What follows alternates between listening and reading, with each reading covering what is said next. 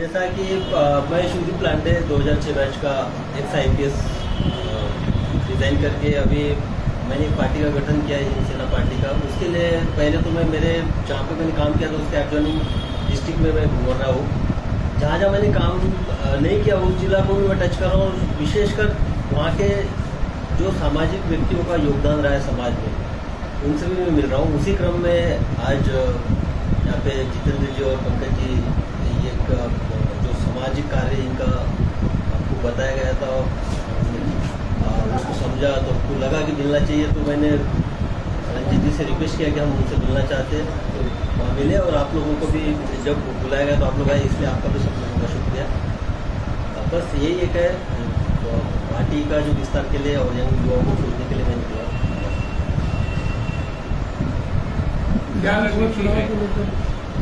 बिहार में क्या जो और पार्टियां हैं और उसके मुकाबले जो आप नई पार्टी खड़ा की जिसकी क्या वजह हो? और जो बिहार में 75 साल से धरातल की जो सिचुएशन है वो बहुत ज़्यादा खराब है।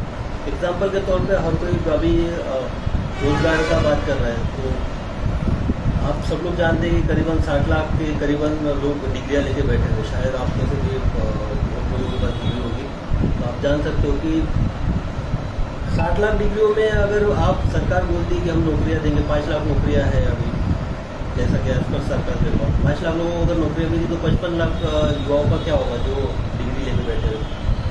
जिनके पास डिग्री नहीं है उनके भी अगर आप मिक्स संख्या देखा जाए बेरोजगारी की तो 1 करोड़ के आसपास है।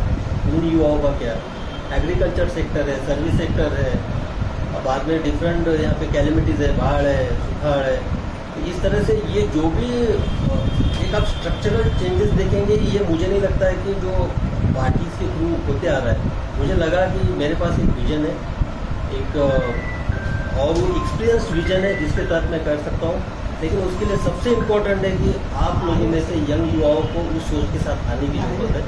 तो बस वही युवाओं को मैं खोजने जा रहा हूँ, वही युवाओं को मैं मेरे पार्टी के माध्यम से समाज में लाना चाहता हूँ।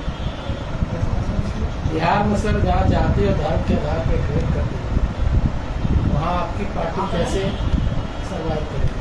मुझे जब मैंने रिज़ाइन का निर्णय लिया तब सबसे पहले ये सवाल मेरी पत्नी ने खुद ही पूछा था, क्योंकि वो मेरे साथ यहाँ बिहार में रही है, उसने देखा है, उसने फील किया ये बात को। हालांकि उसने चुनाव तो नहीं देखा था, लेकिन यहाँ एक कहावत भी है कि आपका वोट और आपकी बेटी हमेशा जात में देनी चाहिए। और मैंने ये देखा भी है कि रात तक माहौल कुछ अलग रहता है, लेकिन जिस दिन वोटिंग होता है, मैं एडमिनिस्ट्रेशन में था, वोटिंग के दिन जो उंगली दबती है वो जात पर ही दबती है, चाहे बाहर क्यों कितनी भी बड़ी हो। तो ये सच्चाई है, लेकिन किसी को तो कदम उठाना चाहिए, यहाँ पे किसी को तो कदम आगे बढ़ाना चाहिए कि ये जात जो फैक्टर है इसको ओवरकम करने के लिए कोई नई सोच आनी चाहिए, क्योंकि दुनिया आर्टिफिशियल इंटेलिजेंस में चली गई, बाकी के स्टेट का डेवलपमेंट अनबिलीवेबल होते जा रहा है।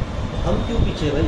और ऐसी बात नहीं कि टैलेंट नहीं है, 25 से 30% आपके IAS IPS ब्यूरोक्रेसी में देखिएगा बाहर में, बिहार से आप साइंटिस्ट देखिएगा, आप बॉलीवुड लीजिएगा, आर्मी नेवी एयरफोर्स लीजिएगा, आप स्टार्टअप लीजिएगा, आप डॉक्टर्स लीजिए, इंजीनियर्स लीजिए। बाहर के स्टेट में तो बिहार का टैलेंट भरा पड़ा है, लेकिन यहाँ क्या हो जाता है, वो टैलेंट यहाँ पे क्यों नहीं होता है? बस यही सवाल है, उसी के प्रति हम निकले। और मुझे लगता है कि जो जात का आपका सवाल है कि क्या जात वाला एक्सेप्ट करेंगे, मैं तो as a Shivdeep Lande IPS के तौर पे काम किया। मेरे लिए लोगों ने अनशन भी किया, ट्रांसफर के बाद धरना प्रदर्शन भी किया। क्यों किया? क्योंकि उनको लगा कि निस्वार्थ होकर सेवा करता है। उसमें से किसी ने मेरी जात को नहीं देखी है, तो मुझे मेरे पुलिसिंग के अनुभव से एक्सपीरियंस है और एक यकीन है, क्योंकि जिस तरह से मुझे बिहारियों का प्यार मिला है यहाँ पे, कि यहाँ पे जात फैक्टर अगर अच्छा आप ऑप्शन दोगे, निस्वार्थ भाव वाला है, वहाँ पे कोई व्यक्ति खड़ा करोगे तो पक्का वो जात का फैक्टर टूटेगा। सर, एक नेता के तौर पे और एक अधिकारी के तौर पे, क्योंकि अधिकारी के तौर पे तो आप यहाँ अच्छा काम कर सकते हैं, लेकिन नेता के तौर पे आपके लिए कितना चुनौती? नहीं, मैं ये क्लियर कर देना चाहता हूँ कि मुझे नेता नहीं बनना है। मुझे जो युवा है, युवा में से नेतृत्व को निकालना है, उनको नेता बनाने के लिए यहाँ पे एक माध्यम बनना है। हाँ, उनको माध्यम के तौर पे मैं गाइडलाइन दे सकता हूँ, गाइडेंस दे सकता हूँ, उनसे भी मैं कुछ सीख सकता हूँ। जैसा अभी इनसे मैं बात कर रहा था तो बहुत सारी चीज़ें मेरे समझ पे आ गई। हर जगह जा रहा हूँ तो मैं लर्निंग के प्रोसेस में हूँ, तो मैं तो अपने आप को नेता कभी नहीं मानूंगा, ना मैं नेता बन सकता हूँ।